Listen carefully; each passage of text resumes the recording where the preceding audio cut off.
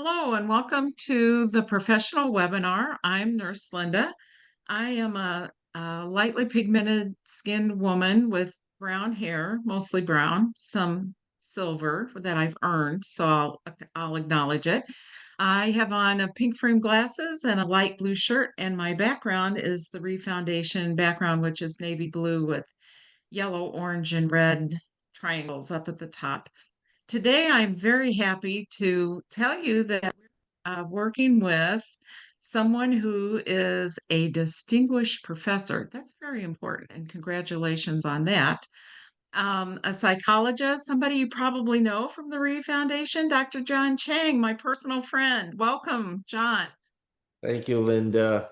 Good afternoon, everyone. I am a Asian male in my 50s, wearing a blue shirt, blue tie, and I'm sitting in my office with my bookshelves in the back and two chairs. And so here we are today, and we want to talk about mental health. If you listen to any of my Nurse Linda programs, I like to call it mental wellness because sometimes people think, "Oh, you're talking about my mental health. You think there's something wrong with me." No, there's nothing wrong with you at all. Absolutely not. But we all have to take care of our bodies, and we have to take care of our minds just the same. And sometimes that's so quickly overlooked. So we're going to talk about some different topics, and we're going to save the questions for the end, if you don't mind, but just type in your questions in the chat box or the question and answer box, and we're going to get to those at the end. So please feel free to participate with us because we really want to hear from you and what you have to say. So, John, we were talking about community, and could you tell me, could you describe what you feel community is and why it's important to your mental wellness and how to create it? Now, that's a big question. Yes, and it's a very important question. I try to think of community as part of a three-prong attack in psychology. When we think about adjusting to physical or chronic disability, illness, we think of three areas: meaning, purpose, and social connection. And community fits a big part of that social connection. And so for us to do well with what we have and the losses we've gained, we have to really look at those areas. And so I really try to think of how can we get out there and connect with people both in the community as well as making sure we connect with our immediate family in a positive way. 50, I would say 50% of people who become disabled, feel isolated, feel lonely at times, and just because the change from able-bodied to being disabled. So there's an Well, increase. that's very interesting because yes to all of that.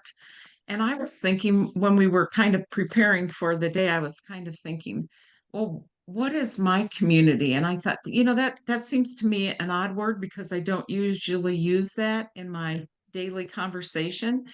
Sometimes I just call it my circle of friends or It, acquaintances, people I interact with all the time, we maybe coworkers, all that kind of stuff.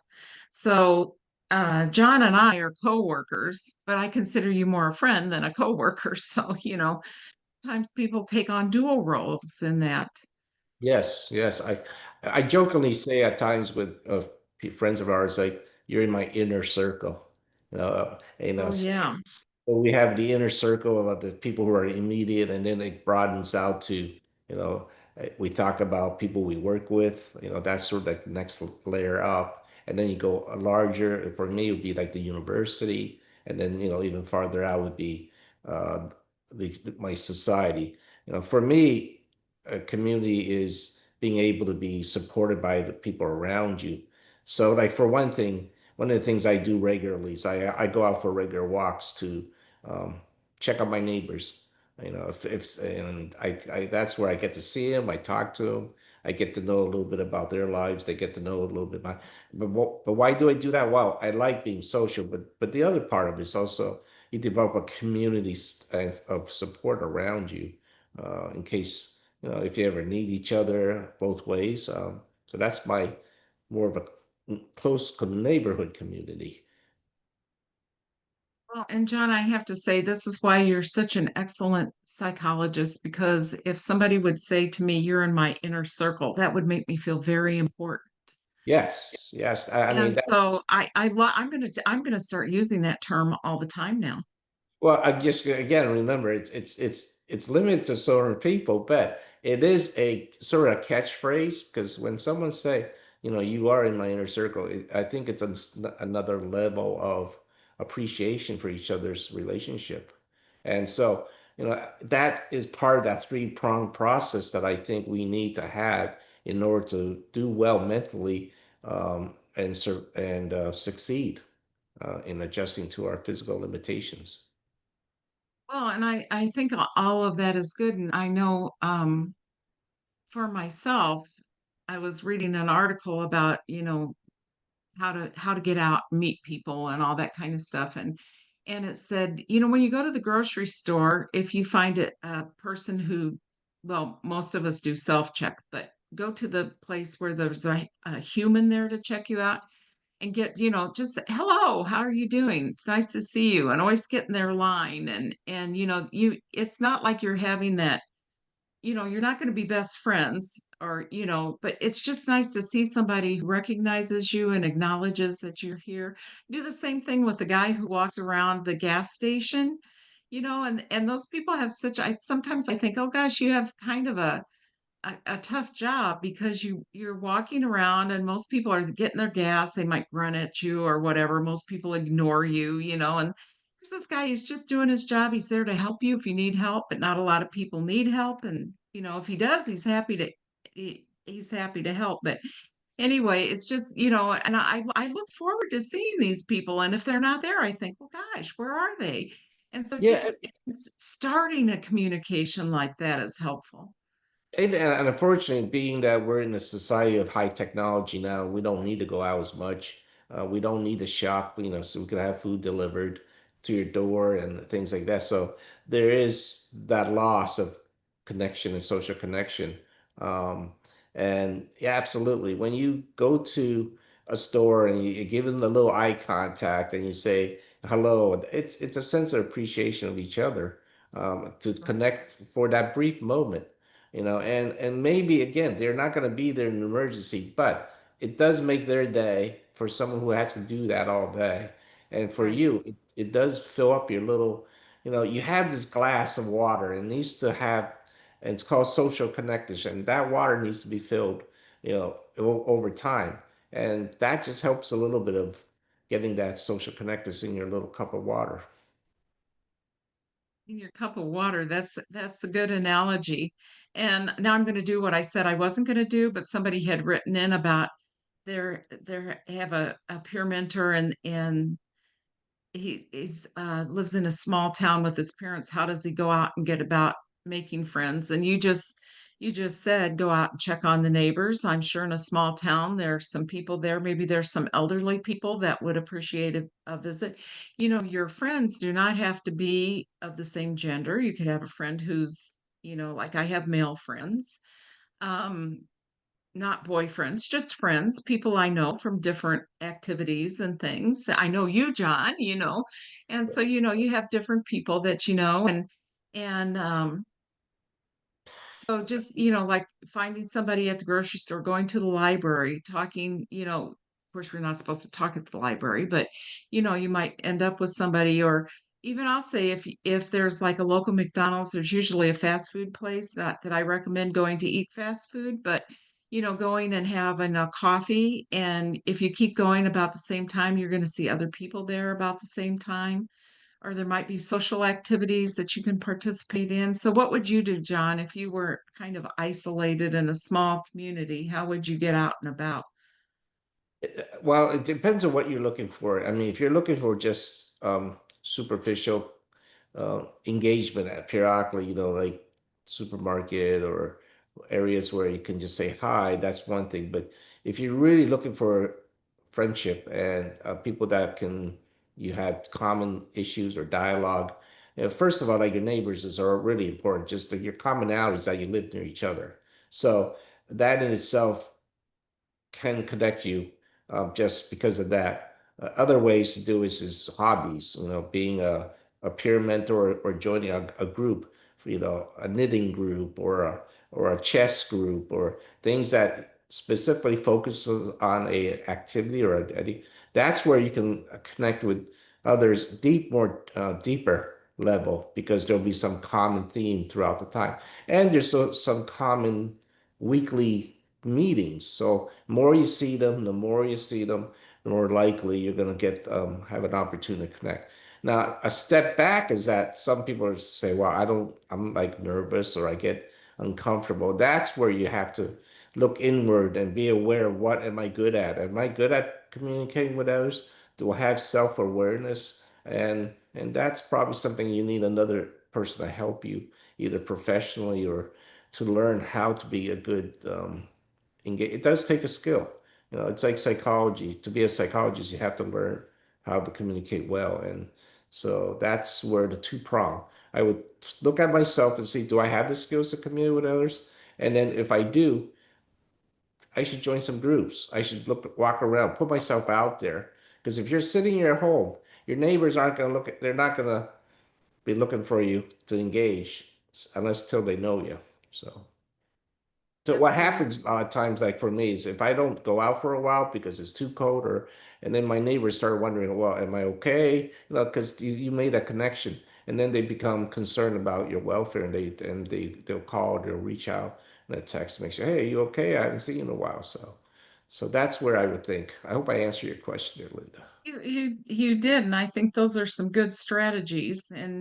And yes, you're right. You want to have some people superficially in your life, that you just see and you chat with. That's one level, but getting into those deeper friendships that can be it, and it takes time. It's not something you might find somebody, you might, chat for a while and you might think, wow, this is a cool person. And then after a few times of talking with him, well, we really don't get along that well or whatnot. So it's not like you can go out and just go outside and be like, hey, how are you? Oh, we're best buddies now. It And that it usually takes a doesn't while happen. to, yeah, no, it has to never happen. Right, You but know, having a common activity like a chess car, a card club, or something that you guys can talk about in general, that uses a good stepping stone in developing a deeper relationship.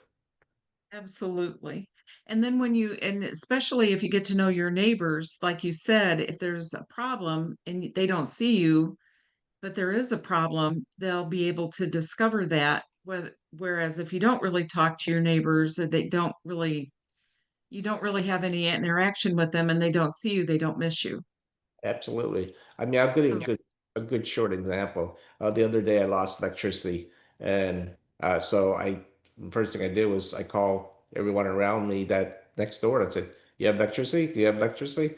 And they're like, "Yeah, we do." So it ended up being able to realize it's isolated to my house. And but then one of my neighbors said, "Yeah, I saw a branch hit a wire near your house, and that's why." So just the fact that I was able to call around, have conversation, and they were able to tell me what was going on, help me, identify the issue. And so, supportive group around you is important to survive, and not just being disabled, but just living, in general. yeah, all these things doesn't necessarily apply to people who are have challenges. It's like anybody needs to do these things because we need other people in our lives. That's just the way life is. If you want to be successful, yes, yes. Yeah. Now, If what about if you have a caregiver? How can that affect your mental health? I know you've done some research into this area.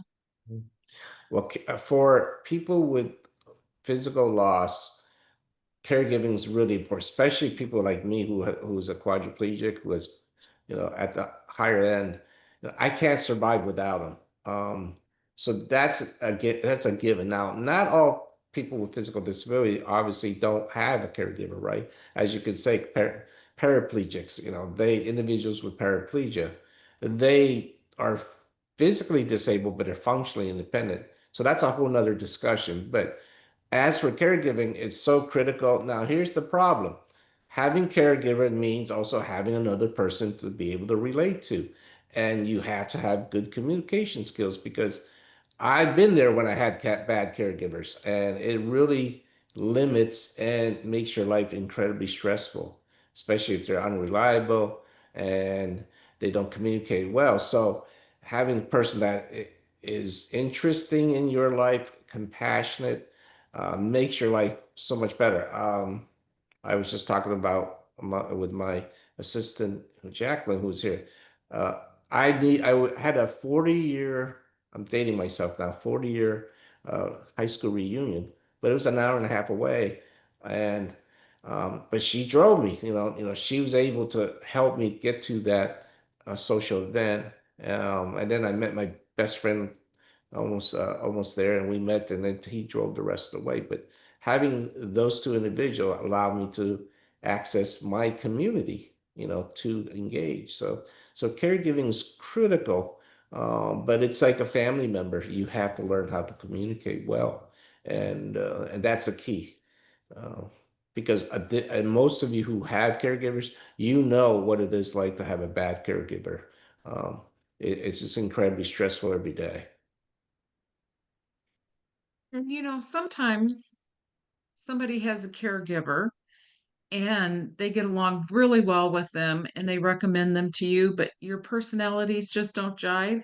And, just because somebody says, oh, this is a really good caregiver, and maybe they give really good care, but you just don't mesh together mentally. You're not on the same wavelength, so not everybody matches well with everybody else. Or sometimes you might be limited in your area of the number of caregivers that are even available to you. And I wanted to point out to everyone that the Kessler Foundation, there's a rehab hospital, the Kessler Rehab Hospital. This is their foundation. So it's going to come up over here in the webinar chat. There's a link. They have a course. I think it's like 6 different sessions. It's free. And so you can just log on to your computer and you can either listen to it with your caregiver, or some people who are hiring somebody will use this as a criteria. I'll hire you, but I need you to listen to these sessions. They talk a little bit about health things. There's one session devoted to secondary complications of spinal cord injury, but anybody with any kind of neurological issue can listen to these sessions. But it'll tell the caregiver how to do little things like how to set the water glass close enough to the person so that they can reach it instead of just setting it on the tray and, oh, here's your water. How to where to position it, and working on those little details, and how to work on different issues, how to present things like, I wish you wouldn't do this in a certain way. I wish you would do it like this. And so it kind of gives you, as a person who's in need of a caregiver, and the caregiver gives it greater understanding for a person who has challenges in their mobility to make life a little bit smoother. I've listened to the session and I found it quite wonderful. Have you ever listened to it, John? I have not. I have not. But it's probably a good series because caregiving process is very it's complicated because it it's not like a just a job. It becomes very delicate when it comes to um, your relationship over time. And nothing's better than a caregiver who knows exactly what you need so you don't have to ask. Lessens that burden. We're going to talk about burden a little bit later, but I mentioned to my academic assistant here, she did some work and I didn't have to ask. She already had it coordinated, arranged. And it was so much, it was nice. I even said to her, right, Jack, I said, thank you for putting it together because I didn't have to ask that. So the lessons, the burden I feel, they already know what you're doing. And but over time, you also have to have constructive criticism because things adjust, things change, and you have to be able to adjust accordingly. So it's a delicate dance constantly, and you have to have a good psychological makeup to do that. One of the things I will point out, though, is a lot of times you have caregivers and you don't have, like Linda just said, there's not enough around you to replace them. So even if you have a bad caregiver, you can't. replace them. So you have to have that caregiver, and you're stuck with that. I know if anyone out there has caregiving issues right now in the past, they know what I'm talking about. And unfortunately, that is a dilemma that I hate being in. And I would bet many people with physical disability that has caregivers do eventually have to run head to head, periodically. Yeah. Yeah. I think early on in my career, I had a young woman as a patient, and there was a nursing assistant at the hospital. They were the same age, they enjoyed the same music, they were all into the same kind of things. And so she went to the woman that worked at the hospital went to be her assistant, and it was just wonderful. They just got along like gangbusters, like John said, until they didn't. Well, the lady who had the disability, she was quadriplegic. She would go out on dates because she's young, attractive, personable. And I think personable is the key word there. And so she was asked out a lot. And the caregiver decided, well, much fun. So she would sit with them at the table and she'd be like, no, no, no, this is a date. I want you to be in the restaurant when I need you, but you're not a part of this group. And so eventually it didn't work out because the young woman who was hired didn't, and she was a very young woman, she didn't have a lot of work experience. And she thought, oh, we're best buddies. She forgot that she was in the role of the caregiver and that sometimes this lady needed personal time with other people. So it was a lesson learned that was kind of a hard lesson for everybody to learn, but it was kind of sad in a way because it was so good until one day it wasn't. And Right. sometimes it's just like that. And that situation is very complicated, and expectations were not discussed prior to that, and that makes it more difficult. The key thing in psychology is expectations, especially with relationships. When people expect one thing out of the person and the other one doesn't do it, that's what creates a lot of anxiety and agitation between relationships. So if the person comes home and they don't take out the garbage, and you think they took out the garbage, there's where the conflict comes in. Yeah, that gets down to the nitty gritty of it, doesn't it? Yes, it So does. talk a little bit about sense of purpose, maybe feeling like you're a burden. I know we're going to have a lot of questions on the end about a lot of depression, questions about depression, and it kind of fits into that. So Yes. can you talk a little bit about how to have a good mental wellness in your own knowledge of, feeling like you're a burden, feeling like you don't have a sense of purpose? How do you create those kinds of things? Because they don't Well, just fall in your lap.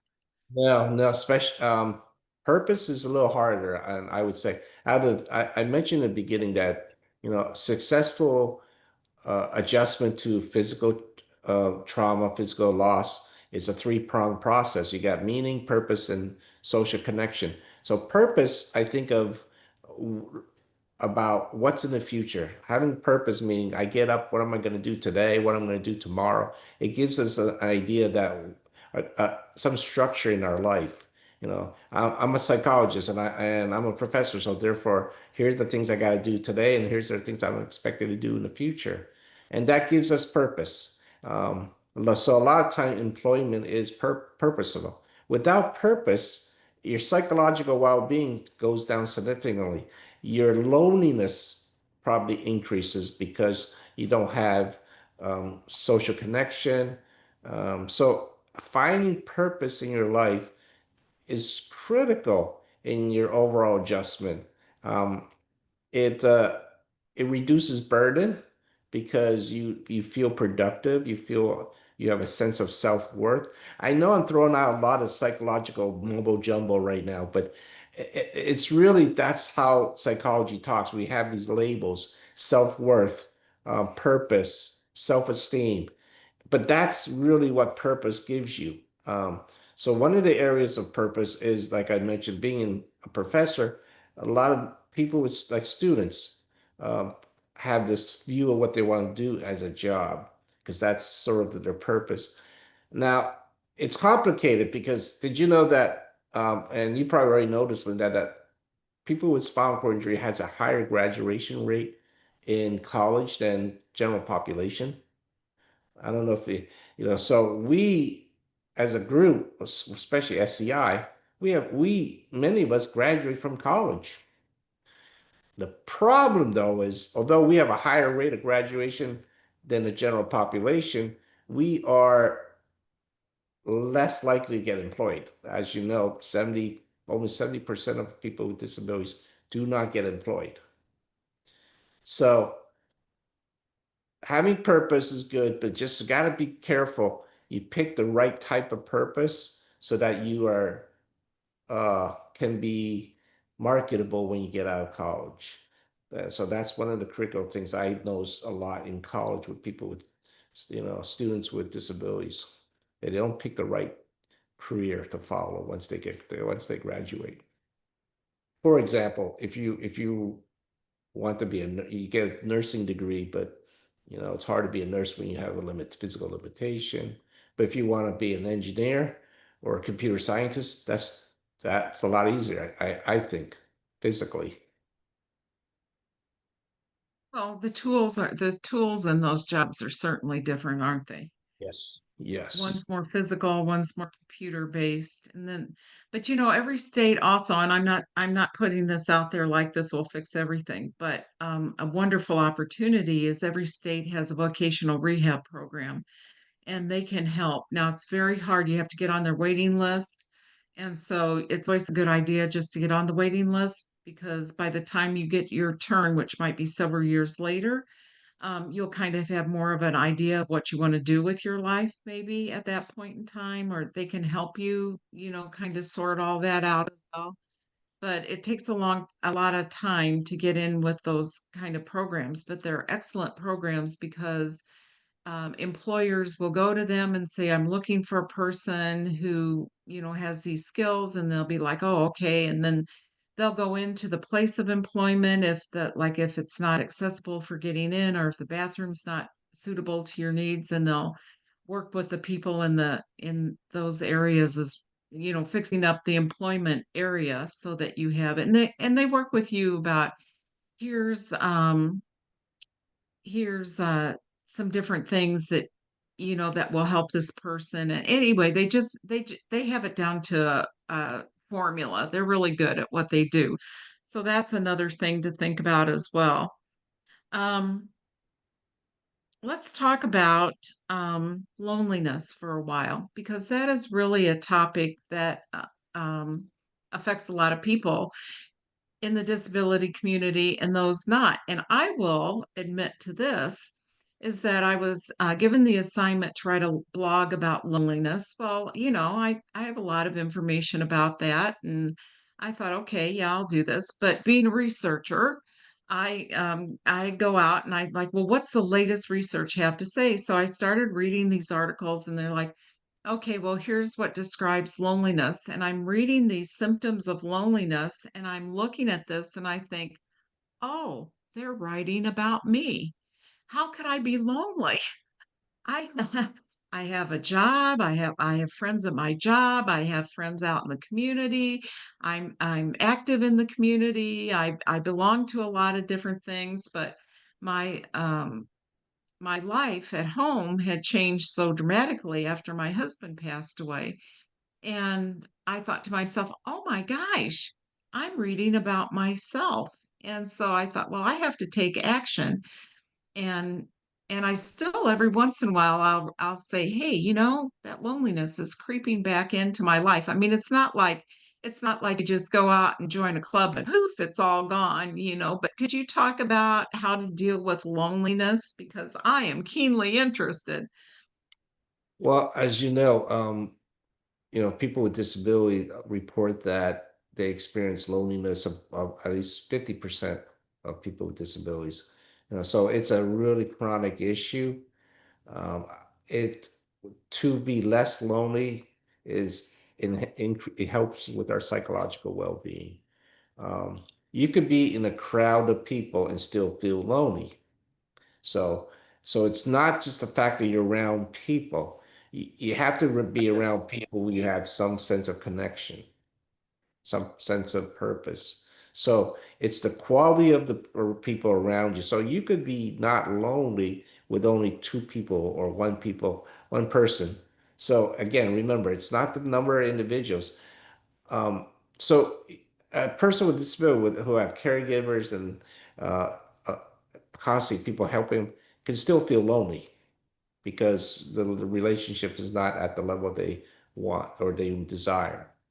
Um, so we go back to our first kind of question: how do you reduce loneliness? Well, having a purpose helps with that. Having an employment helps you connect with people that are interesting. Um, putting yourself out there to connect with people will help. You have to have in order to reduce loneliness, you have to have accessibility to places. So, the fact that transportation has to be better and accessible to banks and restaurants, that helps out. So that's important. Social stigma is a big factor why we're lonely because we, as individuals with physical disability, we go out there, we know people are looking at us, we know people are judging us at times, and you have to develop a level of uh, tough skin, and that comes with you know psychological internal strength. Again, if you don't have that, that's when you need to be in possibly have a professional help you. All of us experience loneliness at some points in our life, but it's critical that you develop good social support around you with people you like and with people that have common things that you like to share. So that's the way to fight loneliness. Be connected with people that you share something in common. Some of it could be physical distancing. I love when I'm hanging out with my spinal cord quad friends because we're connected just because we do a lot of similar things. So I don't have to see them a lot, but I can just give them a call and I feel better after the conversation. So I hope I answered that question. Um, Well, I think so, and you did for me because I know I have friends and we talk and we get personal and all that is well and good. But I developed a friendship with somebody and that's what it is. It's like a really, really good friendship. And it was just by serendipity. You would never think, oh yeah, I could see how those two would be friends. We're like opposites in so many different ways. But in the evening time, when the sun goes down, that's a tough time of day for a lot of people. And I can just call this person and say, this happened today. And one time that person called me and they just wanted to tell me they were driving down the street, the highway here in our town, and there was a truck on fire. And we talked for 20 minutes about this truck being on fire. It was about nothing, but yet it was about everything, emotionally for both of us. We're just like, okay, so we talk about nothing. We're like the Jerry Seinfeld show. We talk about things and we just enjoy talking yeah, about nothing. I It's have just like, I have a great physiatrist friend that lost his spouse just 2 years ago, and he's an incredible doctor. And I said, "How are you?" Being a psychologist, of course, I said, "Hey, how are you? How are you doing? How are you managing?" And he said, "You know," he said, "I get a little jealous when I look at my colleagues with their that have their spouses and because they have someone to go to home to and talk about their day and share their life and I get a little jealous of that because I no longer have that. So but now I emphasize on being there for my grandchildren. He says, I want to make sure they have the right guidance and support from a grandparent. And so he shifted. He shifted in a value that he didn't want to, but he had to in order not to feel so lonely in the world. He still goes home to an empty house. He does he says, but he says, I get to cook what I want to eat now. So, but there's definitely some pros and cons to that. But you have to adapt. You have to adjust. That's the key thing. You can't um, keep going. Resilience. They always say resilience. Resilience is the ability to keep tackling this challenges that keep coming. Being disabled doesn't just like you get through one hurdle and that's it, and you're done. You're accepted. You're doing well. No, those hurdles keep coming at you when you're like for anybody who's living, but for people who are disabled, it's even the hurdles are a lot of times bigger. Absolutely. Absolutely. So sometimes we kind of talked about being lonely and being alone and feeling like a burden. Is there anything else you want to talk about that thought of being a burden to other people? Well, I mean, I always feel like that every day when I have caregivers helping me get up, when I have, as long as I have to ask someone to help me do something, there's this slight little twitch of, oh man, you're being a burden. So there's always that balancing act. And as long as I want to be successful in this life, with the purpose I want to be, I'm going to have to ask people for help. So part of my brain's going to have to shut that down a little bit and say, it's okay for you to ask for help. It's part of how you exist. And that takes what we call cognitive restructuring. You're going to have to shift your values and say, it's either I don't ask and I suffer, and there's been points in my life where I wanted to be alone, I wanted to be independent, and that overshadowed my need to ask. I'll give a small example. When I was younger and I had a little more physical ability, I didn't like having people around me because it made me feel like I was more disabled. So I would get my caregiver to set up my lunch and set up my dinner, and then my caregiver would come at night to help me go to bed. So that meant I would eat cold lunches and cold dinners every day for many years. But my priority at that point was I wanted to be more independent than I was a burden. Now, obviously, that has shifted over time. I have people around me all the time now. I'm not that independent, and I had to shift in my head that this is part of my life to be successful. So I hope that gives a little example of that psychological transition you have to make, and it comes back to, do you have the mental ability to make that shift? And that's the key. You know. And so, how would you recommend finding a therapist or a counselor to help you make those shifts? Because, yeah, like you say, that's a big challenge. It is. It is. And you don't have to feel like you can need to do it alone.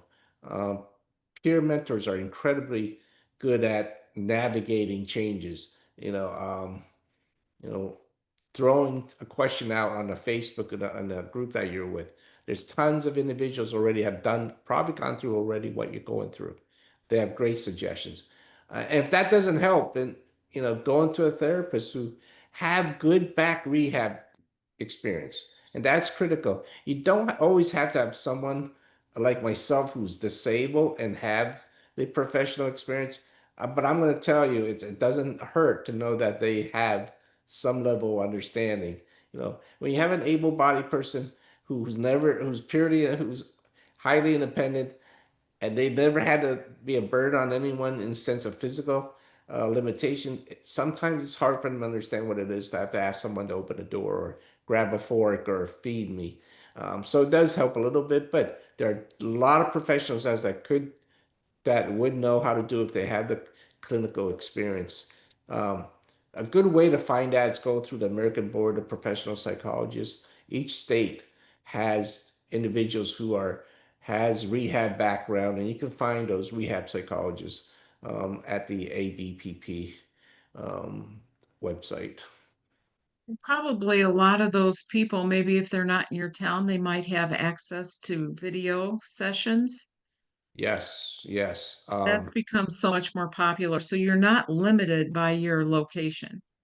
Yeah, no, I signed up to a program that was huge during COVID, and still available at this point. Like I had privileges in 38 states, so at one point I was seeing people from all over the country, and um, yeah, so that's definitely available for if you have individuals that you feel like you have better experience in a different state. So. I guess the big drawback to that, though, is that not everybody has access to the internet or not everybody has electronic devices. so that in some places in our country there's not access to the internet, so they don't really have that. And the Yes. Reeve Foundation has the peer mentor program as well. And it's nice to go through the Reeve Foundation because the peer mentors have been educated to be peer mentors. So it's not like you're gonna connect with this peer mentor and then they're just gonna tell you what to do. They're gonna help you work through the issues. And they No. might, like you said, might give you suggestions. Well, this is what I did, but it might not work for you. And Yeah, they'll I help mean, work. absolutely. And the last time I was hospitalized for any extended time in a rehab, which was last year, I had peer mentors come to me. I mean, you would think as a psychologist, I would already figure some of these things out, but no, I was grateful that I had these peer mentors come to my room and give me some advice about things that I struggle with at times. And so it was great. I mean, a good example was just I wanted to know about flying. I wanted to know about is flying easier? Am I doing something wrong? Because every time I try to fly, my wheelchair gets broken and etc. And they came in, it's like, and they validated, nope, we don't like flying. And by this point, that this time in our lives, they said we drive to everywhere if we can. And I'm like, okay, that makes sense. I felt weird I couldn't fly anymore. I didn't want to fly. They're like, no, we don't want to fly. Too many problems. So just that validation at times with people who lived and through this more longer than I have made sense to me. So Yeah, I know when I go to a lot of conferences, there's always a session about flying and how to fly and what's the best way to fly. And I think, who are all these people flying? Because I don't really think it's quite as lovely as they present it. Oh yeah, you just turn your wheelchair over and now one thing the airlines have done though is it used to be that people would get on the airplane, they'd turn their wheelchair over, and then they'd see the people that were loading it on baggage would be driving it around, and playing with it. And it's like, no, that's like my way of getting around. Don't get right, right. But I've seen it bounce down steps and they throw it onto the belt and turn it over on its side and because but the commercial airlines, there's no benefit for them to make it easy for us. So that's really, I mean, that's in my opinion. So that's why it has not advanced at all. There is no benefit. We are between the chair and us, we would take up 3 seats. So it's it's all about weight. I'm not even. It's a whole nother discussion. But yeah, flying is very hard for people with physical disabilities. I hate flying. I have to do it once in a while, but I hate doing it. I've seen some movement towards that they want to change some of the airline structure and they're going to put in lockdowns. So, like you're riding in a van, except you'll be riding in the airplane and you don't have to get out of your wheelchair. You don't have to transfer. You don't have to get on that little tiny, I call it a tongue blade of a wheelchair because it's about this wide and you got to It's be 90 sitting. degrees. Yeah, yeah. Yeah, it's That'd be tough. fast. That would be And fast if that ever happened.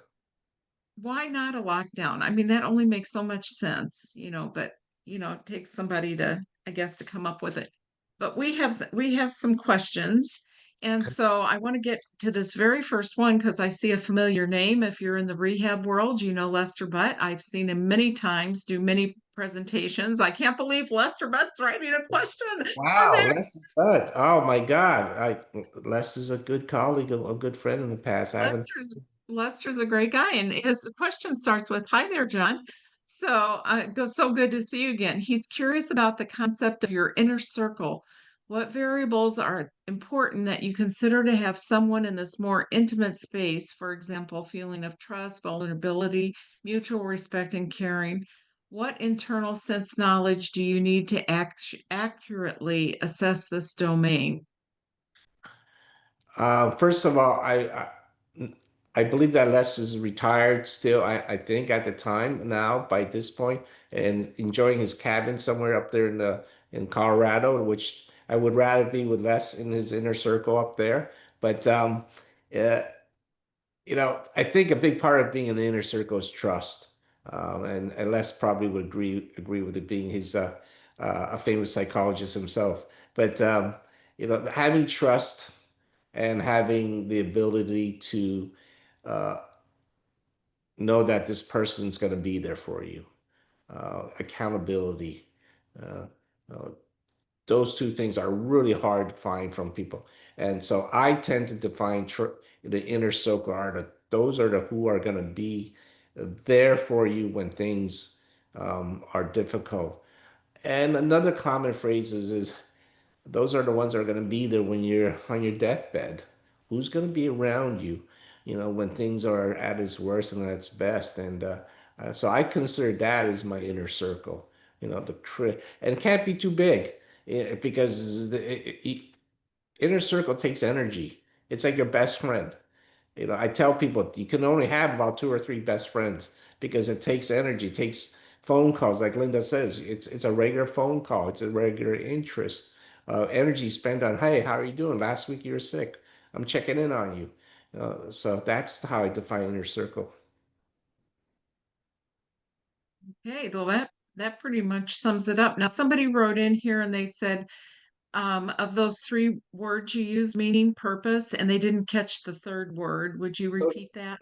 social connectedness, meaning, Social purpose, and connectedness. part of that community, social connectedness.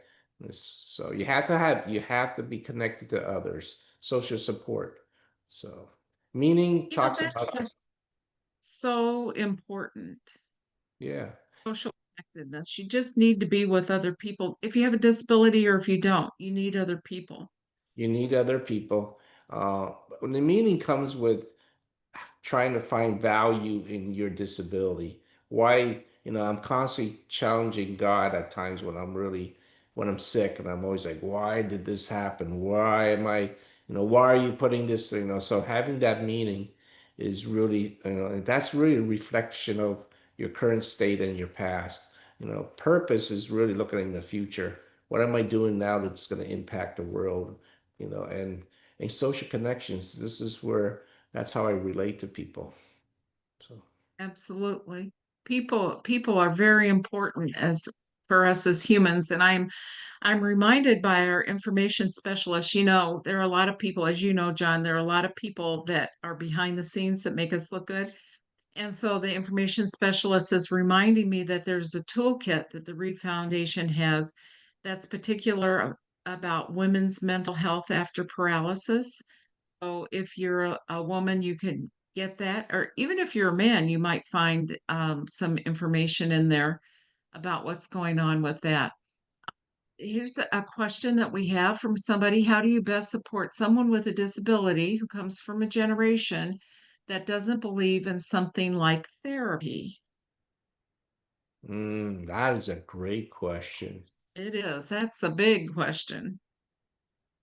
As a gerontologist myself, who worked with a lot of individuals who are older than I am, yeah, it's they or certain cultures don't have more discomfort with that as well. Like me being Asian, that's therapy is really not something we would talk about often.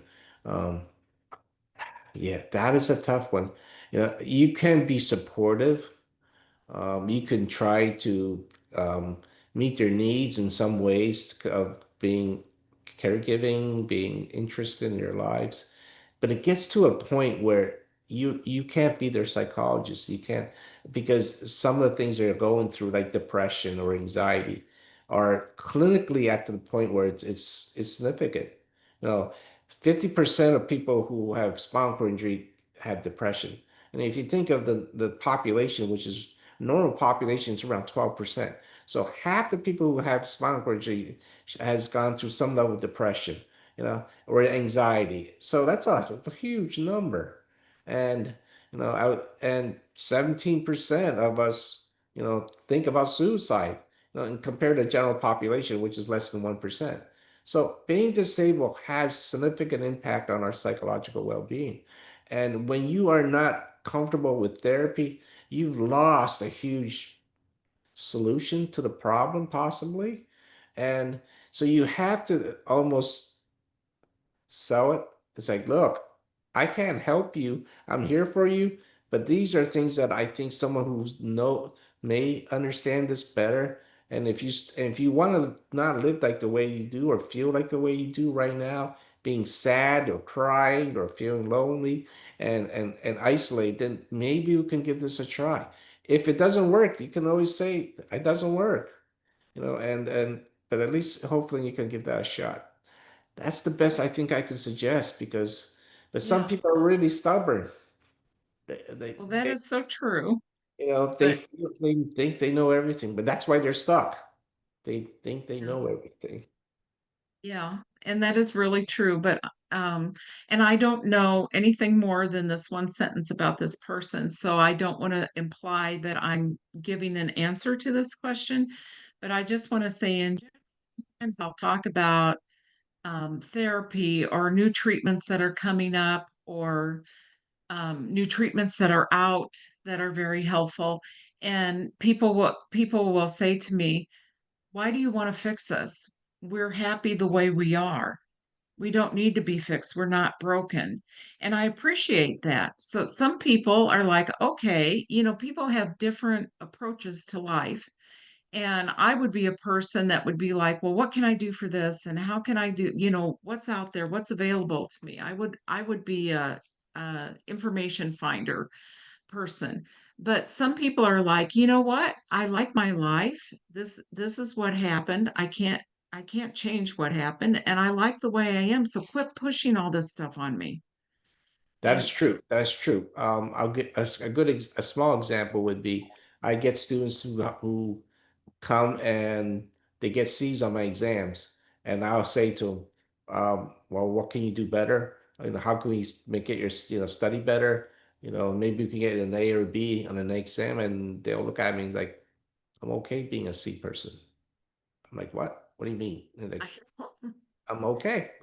I expect C's and I work at the level to get a C, and that's all I need.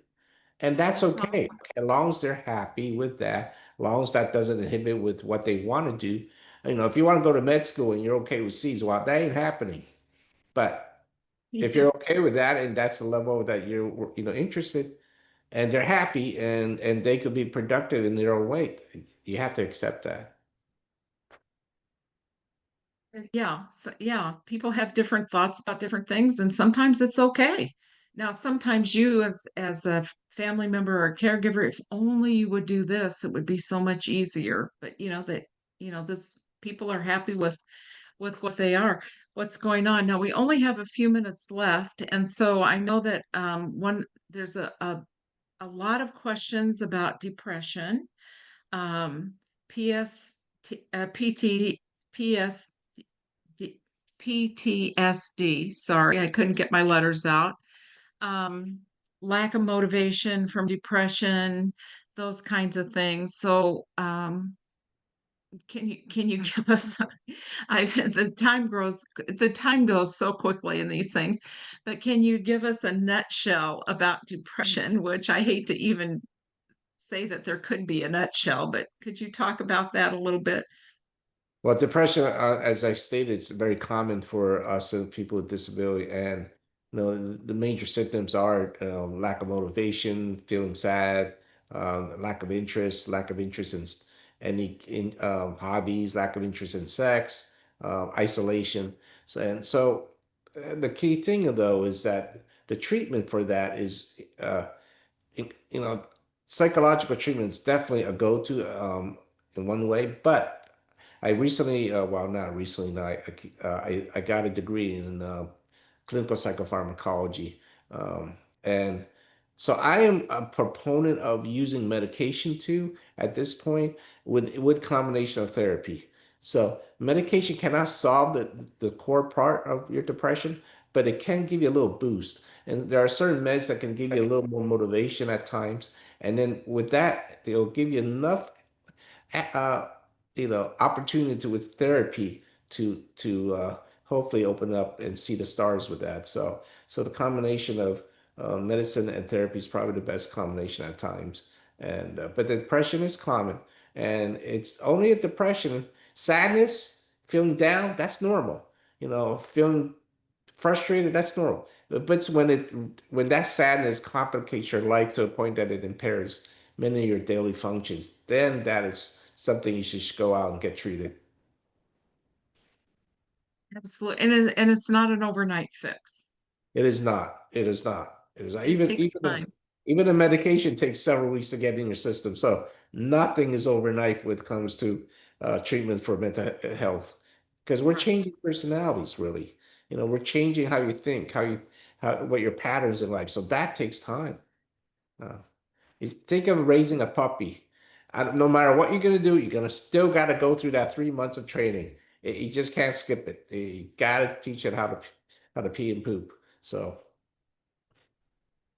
Yeah, you have to do it. And there's success at the end too. Yeah, That's the yeah. important thing. You're working towards a goal. It takes some time. By the way, Lester writes in, he's not retired yet, buddy. That's a direct quote. I just Wow. want you to know that. Okay, we have two questions here about caregivers.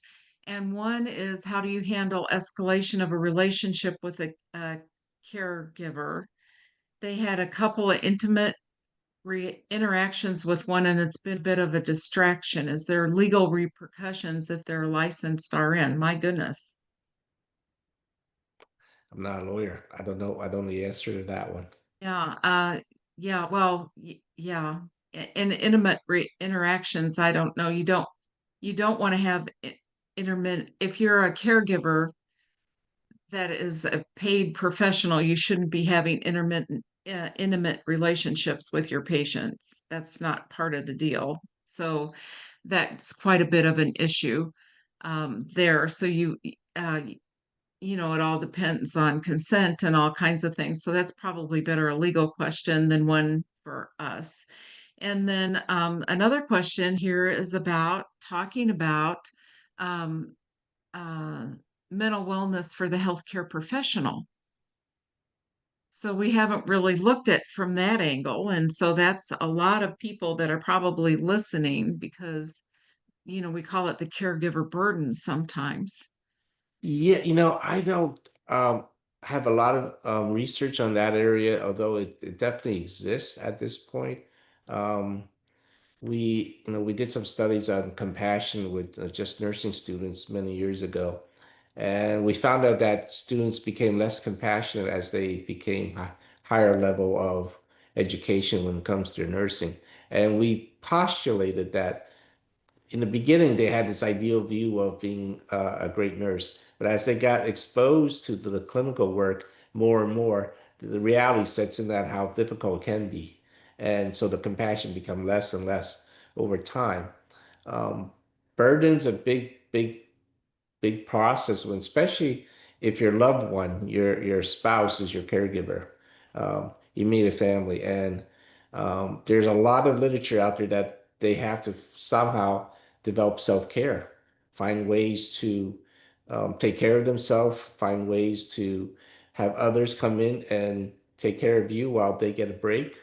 Um, so that in itself, in a bigger picture, is a good thing for caregivers that they have some time off, both mentally and physically, just from you, unfortunately.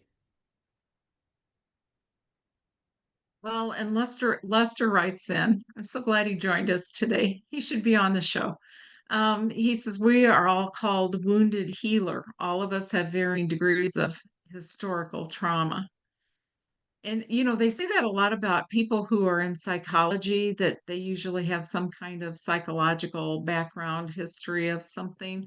They tend to go more into psychology, and rehabilitation workers tend to go more into rehabilitation because somebody in their life, if you talk to a student, like, well, why did you choose this? For me, my father was very disabled well, since I was 6 months old until he died when I was 11. And so I think that's why I have that need to help people and I want to do it, but I like doing it. It's not, I don't really grow tired of it. And my philosophy is just if I can help one person, I'm good. I might have to wade through a lot to get there, but and if I can help more than one person, I'm over the moon. So, Yeah. that just works out. No, I agree with you. If you saw my psych students, we all have good histories, and that, yeah, that tends to make us more interested in the field because of our past um, experiences. And coincidentally, the Reeve Foundation is going to have a webinar tomorrow, and you'll see in the webinar chat box there's a link to sign up. The webinar tomorrow is called Caregiver Resiliency in Spousal and Partner Relationships. Wow, that's going to be terrific. So there's a link there on how to register, and um, hope to see you at that. With that, we're at the top of the hour. And so with that, we have to sign off. But actually, this has been such um, a wonderful session with you, John, and it was lovely seeing you. Yeah, John and thanks. I, John and I would have lots of chats together on, because we were co-workers in these a unique position. The two of us are kind of in a different kind of world the way we work. And so it's always been a lot of fun to know you, and we'll be doing other things in the future, I hope.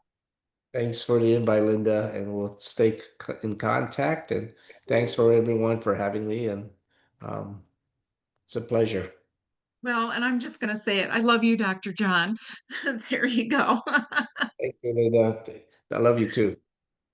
All right. Well, thank you all for joining, and I love all of you out there too. So thank you very much for being with us. I hope you've gained some information. I hope you'll tune in to their caregiver webinar tomorrow, and that you'll get more detailed information. Now, there were some questions that people had written in about medical care, and I will save these questions and I will answer them at the end of the month. Ask Nurse Linda webinar. And so we'll be talking about your questions then again too, so because we couldn't get to everything. The hour goes by so quickly. So thank you for joining us.